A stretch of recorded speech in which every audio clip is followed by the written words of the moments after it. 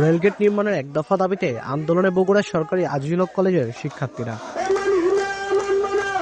সোমবার সকালে কলেজের মূল ফটকের সামনে রেলপথে অবস্থান নিয়ে অবরোধ করেন শিক্ষার্থীরা। রেলগেট নির্মাণের দাবিতে নানা স্লোগান দেন তারা। পরে রেল কর্তৃপক্ষের আশ্বাসে অবরোধ তুলে নেন তারা। আমাদের সহপাঠীকে, আমার ভাইকে হারিয়েছি, আর কোনো ভাইকে বা সহপাঠীকে হারাতে চাই না।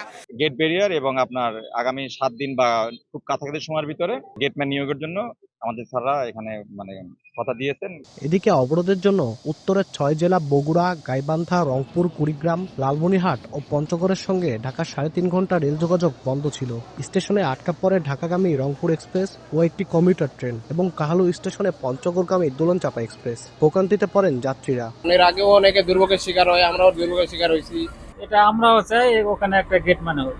এর আগে গত 6 জুলাই কলেজ এলাকার অরক্ষিত রেলগেটে মোটরসাইকেল নিয়ে পারাপারের সময় রাকিব হোসেন মোস্তাকিম নামে হিসাব বিজ্ঞান বিভাগের এক শিক্ষার্থী নিহত হন। পরে 8 জুলাই শিক্ষার্থীদের পক্ষ থেকে 48 ঘন্টার আলটিমেটাম দিয়ে কলেজ ক্যাম্পাসের 2 ফটকে রেলগেট নির্মাণের দাবিতে রেল কর্তৃপক্ষকে স্মারকলিপি দেওয়া হয়। এরপরেও কোনো আশ্বাস না পাওয়ায় এই কর্মসূচি দেন শিক্ষার্থীরা। এই আন্দোলনের মাধ্যমে আমরা আমাদের দাবি, আমাদের অধিকার প্রতিষ্ঠিত করে আমরা ঘরে ফিরব।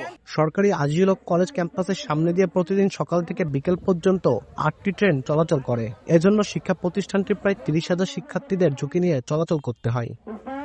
আব্দুল আউয়াল, সময় সংবাদ, বগুড়া।